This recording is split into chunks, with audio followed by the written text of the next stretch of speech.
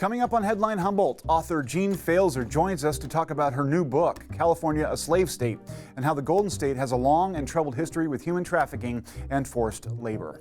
Also, after nearly 10 years, 2 unsolved murder cases out of the Fortuna area still have authorities baffled. Intent on finding answers, police are now asking for witnesses to come forward. Coming up now on Headline Humboldt.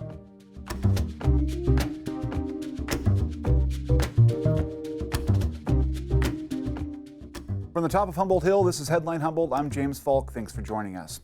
A lot of people are feeling pretty smug these days about living in California. It's a blue state, which they obviously prefer, and it has a vaunted history as a trailblazer in terms of environmental and social justice causes. People often think that California has always been such, and that so much of the troubled history of this country, slavery and genocide especially, happened elsewhere, back east. That is just not true, as author Jean Pfaelzer explains in her new book, California, a Slave State. This new volume has captured a ton of attention, with Pfaelzer being featured on NPR, the BBC, and most recently garnering her a glowing review in the LA Times. As an author and artist, she's done much over the course of her career to re-examine our collective history, identify tragic and even murderous moments, and then highlight how the various groups targeted in these events have resisted and gained strength in the process. She's not simply hashing out history that we should know, she's highlighting the courage and strength of these marginalized groups who have weathered such atrocities and gone on to overcome. Author Jean Pfaelzer joins us after this short break. Calling all campers, I'm Zane. Join me at Camp TV. Feeling crafty? We've got that covered. We're good. What about creative? We've got that too. Spot on, don't you think? From super science and amazing arts to music, magic, movement, and more. No matter the weather, we'll explore together. Make your way to Camp TV. I can't wait to see you here.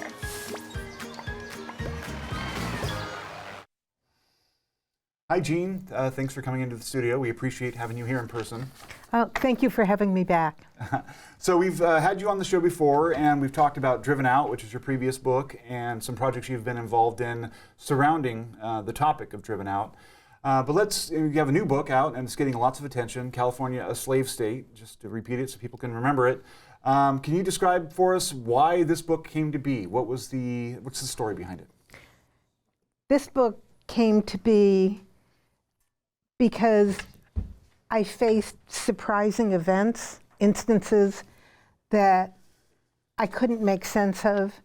I was born in Los Angeles. I went to Berkeley. I grew up in California, had a terrific education, and was startled by some of the things that I came upon. One was a little photograph that I found in writing Driven Out that was of a Chinese girl. She looked about 14 or 15 in a caged brothel in San Francisco. She was a kidnapped prostitute, seized in China, sold in brothel on the streets of San Francisco, and trapped literally in a caged brothel. And I looked at that picture and I thought, what happened to the 13th Amendment? How did this come to be in a picture that's probably the 1880s? Yeah, I mean, it's after 1865, so. Long after the 13th and the 14th Amendment, which guarantees everybody equal rights under the law. And I was just really troubled by the dissonance between this photograph of this girl. I have 2 daughters, and I was haunted by this image. Then a few years ago in our local paper, I read about a 15-year-old girl in Lake County, just to the south of us, and she had been kept in a metal crate. She was homeless, wandering the streets of Hollywood, and she was picked up by 2 men who promised to help her and driven the length of the state. And then when she got to Lake County, she was kept on the ranch of a marijuana grow. She was kept in a metal crate. In the crate were 2 holes, one to hose her down and the other to prod her. She escaped. One day, they took her to Sacramento to do some shopping. They locked her in a motel room. She saw a telephone, and she dialed 911. This little girl who had been tortured, abused, and had been kept in this crate. She was only let out to sexually serve the owners, the growers, and to trim the buds of the marijuana plants. And then she would always be locked back in the crate. And she survived, and after 8 months, she created her freedom. And that story were, I suppose, the bookends of California, a slave state. How did this happen in a state I know, I love? How did it happen so close to Humboldt County, which means so much to me? Its beauty, its history, its people. I started my teaching career up here. How did this happen so close to Humboldt? And I felt I had to put those pieces together. What happened, as in a lot of projects, is it grew, it grew, it grew, until it turned into a story of 250 years of slavery in California. Yeah. I mean, it's fascinating to me that you talk about the history, but then some of this is still going on. I mean, you said a few years ago that this happened. I know that human trafficking is still a problem, and some of it exists in the black market realm of the cannabis industry, but also other drugs and just a related lifestyle that can be problematic. This isn't just the past, right? We're living in a slave era now. I mean, this book starts with Spain's invasion of California in 1769. It goes through the laws that made it legal to kidnap, force into indenture, and sell Native Americans, the very first law that California passed after becoming a state. It took me into the fact that African Americans, enslaved plantation workers, were marched across the plains or shipped through the jungles of Panama to come up and work enslaved for slaveholders in the gold rush. It took me into the history of San Quentin prison. It took me back into the story of Chinese girls. It took me into the Indian boarding schools, which we are talking about more and more now. There were 12 Indian boarding schools in California where children who had been seized and taken there for conversion and education were immediately shipped out to work in the orange groves of Riverside, or for the girls to work in domestic service. And then it takes us into human trafficking. So it's these 250 years where, as you say, we are surrounded by human trafficking. 90% of the victims of human trafficking in California are women and girls. If we go into a motel, the maids who are changing our sheets may well be trafficked. Our athletic clothes that mark us as Californians and have set the style of our generation were made in sweatshops in San Francisco. The marijuana grows, which are legal and enjoyed up here in California or used for medicinal purposes, the field workers in the marijuana grows are often kidnapped at the border. Some of them are kidnapped from foster homes. Some of them are kidnapped from immigrant detention centers and sent across the state for field labor or sex slavery. So it is wherever we are, and what we need to do is see it. We need to learn how to notice. Yeah. One of the things that I mentioned to you before the show is that we seem to be at an inflection point in this country where for a long time, it seemed like we were learning our history, and even though it was a burden, we've come to accept the the bleaker, darker side of things that have happened. There seems to have been a collective rebellion among some folks in this country that don't want to learn that anymore or don't want it taught.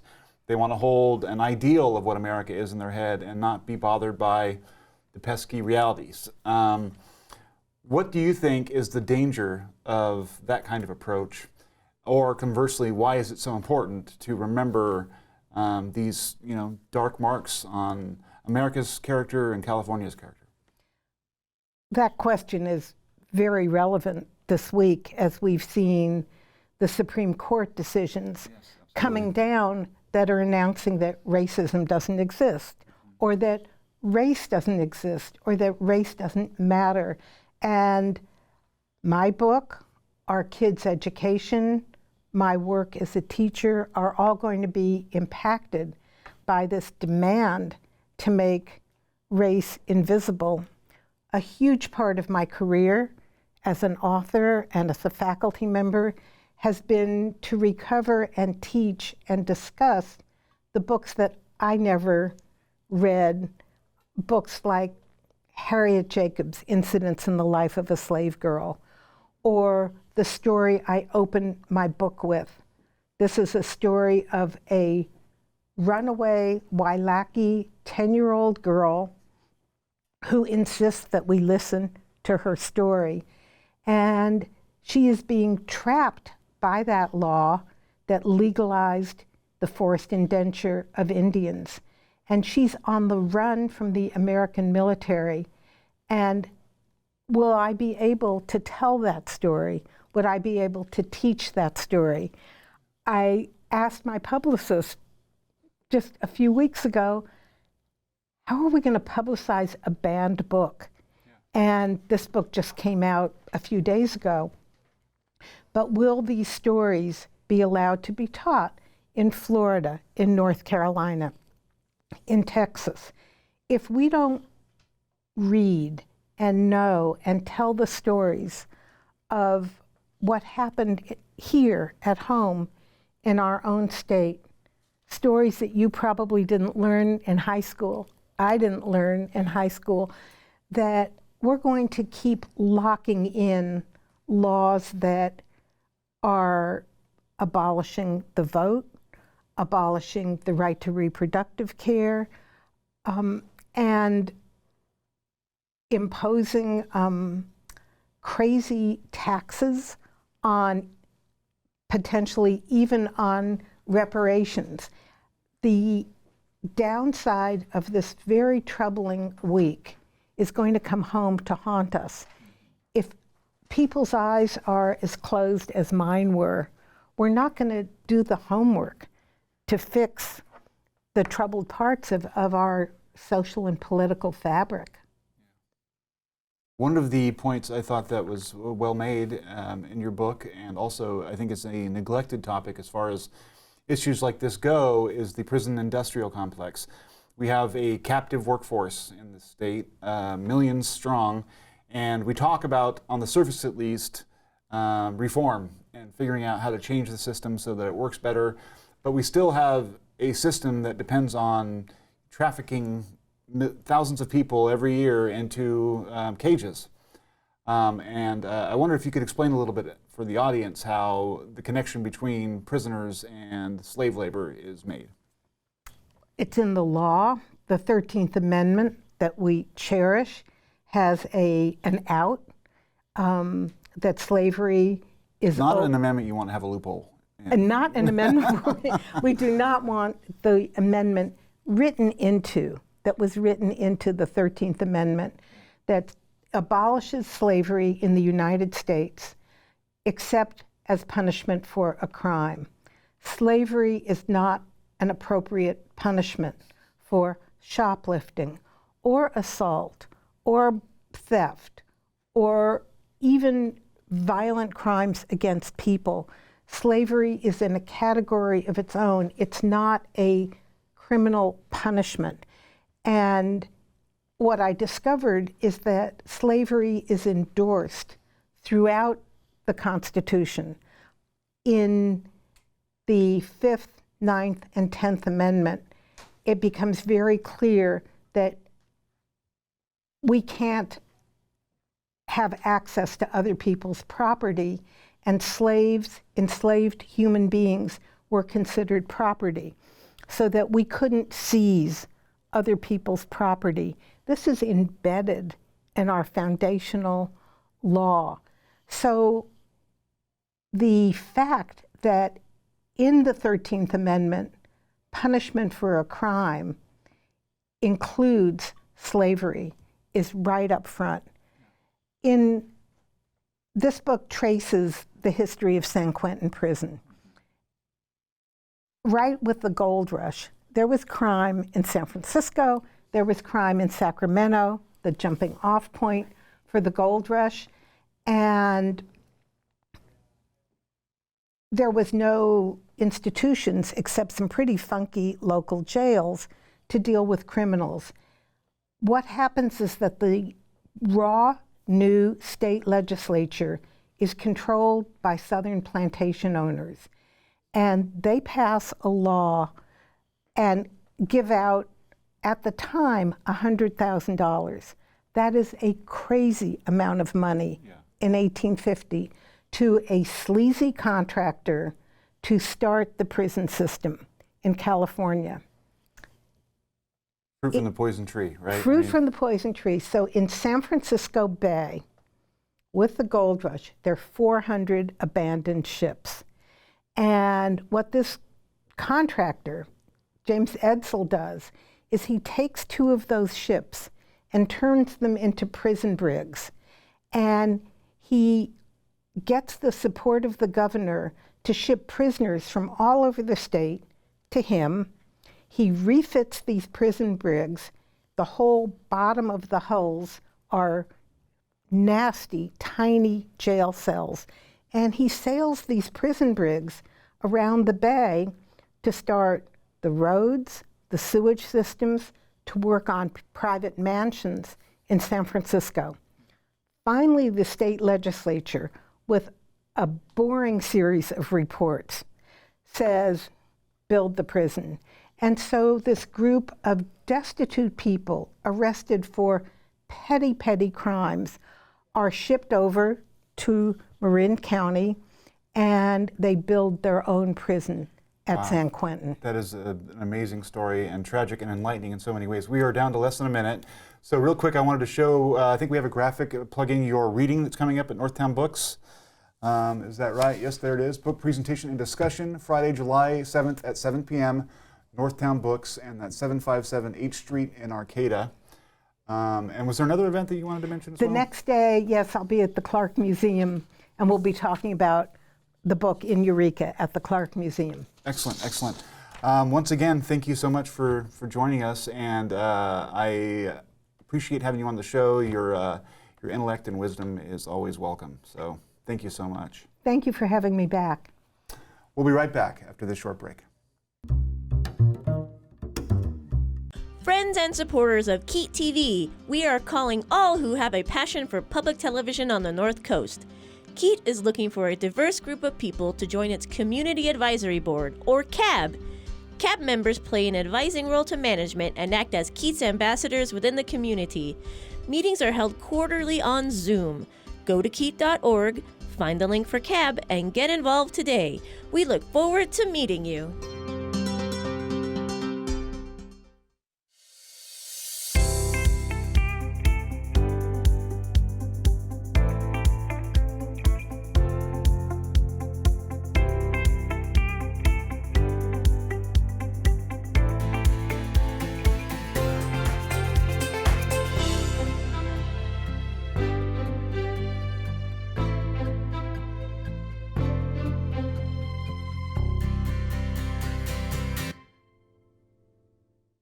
After nearly 10 years, 2 unsolved murder cases out of the Fortuna area still have police baffled. Authorities are once again asking for witnesses to the 2014 disappearances of both Danielle Bertolini and Sheila to come forward. Police are intent on finding answers as family members rally for attention and support. Key contributor Ryan Hudson has the story. Back in 2014, 2 women from the Fortuna area went missing within a week of each other and are believed to have been murdered. Sheila Franks' skull and Danielle Bertolini's femur bone were found, but in separate locations near the Fortuna area. No arrest has been made related to either case due to lack of evidence. Detective Brian Taylor of the Fortuna Police Department has been the investigator on the Danielle Bertolini case since she originally went missing, while the Humboldt County Sheriff's Office has kept Sheila Franks' case open for investigation, also hoping for more information to come forward from the public. A local Fortuna man with a record of violence, James Eugene Jones, has not been named as a suspect, but has been cooperative with the investigation as a person of interest, according to Detective Taylor. Now, recently out of prison after serving time for charges related to vehicle theft, felony evasion, and DUI in Mendocino County, the families of Bertolini and Franks are pushing local police to dig deeper. Jordan Franks, Sheila Franks' son, and Billy Joe Dick, Danielle Bertolini's mother, recently met with Detective Taylor, who explained that they need more evidence to come forward. We are all here fighting for justice for both our girls, and 9.5 years too long with no justice. Knowing that this person is still walking the streets, being able to do what he is able to do and do it freely, and while Jordan's mother and my daughter, they don't get to do that no more. They don't get to be a part of our lives anymore. They didn't get to see, Sheila never got to see Jordan got married. I will never get to see Danielle get married. And you know, people don't realize how hard it is for us to live day to day, to keep going on, to wake up every morning, you know, putting one foot in front of the other, to take a deep breath and go, okay, you know, we got this, we got another day, you know, we got to fight for them, and that's what we're doing. We're not going to go away, and we're going to continue to fight until we have no fight left in us. Until our last breath is gone, we will fight for Danielle and Sheila. Yes, it's a huge ripple effect on everything and everyone, and we just want justice and justice to be served. And so many lives, like she was saying, have been changed, and from whatever swift moment or decision they decided to make, it's affected so many people in so many ways, and still affecting people 10 years down the road. There's always hope till there's none. People coming forward makes me feel like, gosh, you know, we're doing our job as a mother and a son, you know, standing together here in front of everybody, begging for help to bring awareness and justice for Sheila and Danielle. For Headline Humboldt, this is... What a sad, tragic story that was reported by Ryan Hudson. We wanted to update you on a story we reported a few weeks ago about David Grush, an American intelligence insider who has claimed the U.S. government has exotic hardware of non-human origin. Several U.S. senators, including Kristen Gillibrand and Marco Rubio, stated this week that they take such whistleblowers very seriously and are investigating the claims. Both senators have said that Grush is backed up by several other whistleblowers, some of whom had first-hand access to these programs. I spoke with Rich Hoffman, co-founder of the Scientific Coalition for UAP Studies, about what's needed to lift the topic of UAPs out of the supermarket tabloids and into academia, where it can be properly studied. To advance, but I think that, you know, we're still in the dark in many respects, and we're probably just about at the, you know, maybe at the toddler stage of our understanding of things. And I think that it's just going to require a lot more time and study. And the problem we've had with this phenomenon is that it's been largely anecdotal. A lot of people just telling stories. Yeah.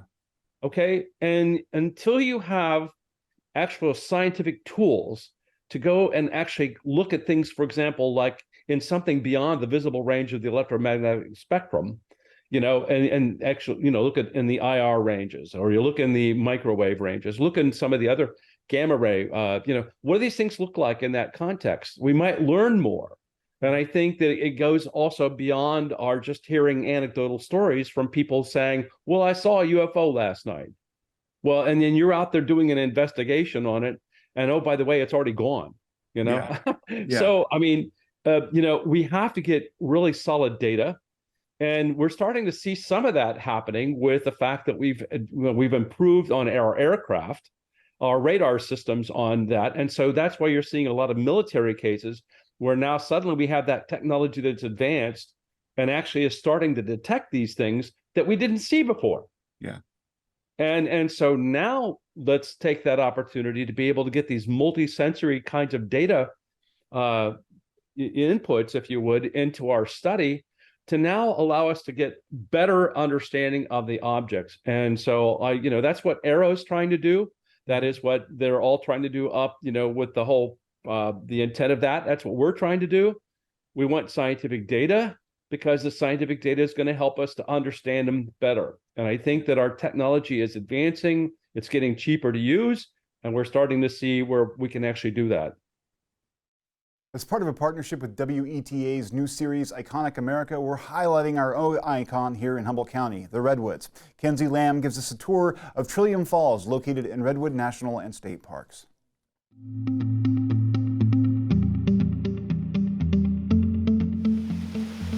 We are here at Trillium Falls within Redwood National and State Parks. Within the national park, there's actually 3 different state parks. So we have Prairie Creek Redwood State Park, we have Jedediah Smith Redwood State Park, and we have Del Norte Coast Redwood State Park. So those state parks were conserved starting in the 1920s. And it wasn't until about 40 years later that the national park came and preserved more land. So that includes the land that we're standing on right now. So here we are standing right next to a fallen redwood tree. So these trees can be almost 400 feet tall, but at the same time, their roots only go about 10 to 12 feet deep maximum. So instead of having nice deep roots, these trees will reach out in other directions and they'll try to kind of link arms, and that's what helps them to hold themselves up. So it's really good to have a big old growth forest where they have that established root structure, they can hang on to each other for support, and then they're less likely to fall during storms and things.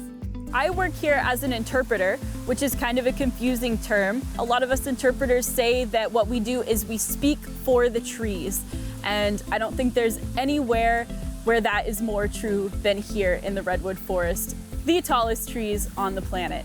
So what I do is study up on what other people are doing around the park, and then I get to share all that cool information with people that come here. My ultimate goal is just to help people both near and far, people that have been here, people that are here, people that have never seen a redwood tree before in their lives, all feel connected to our redwood forest here in the North Coast. Catch the next episode of Iconic America, Our Symbols and Stories with Dave Rubenstein on Tuesday, July 11th at 10 p.m. That's it for this week. Happy Independence Day. Stay tuned. Stay informed.